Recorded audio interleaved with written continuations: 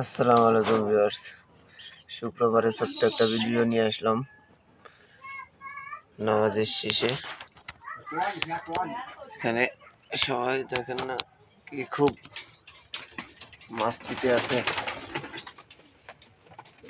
যারা দুইজনে ঢুকছে, তিনজনও আছে।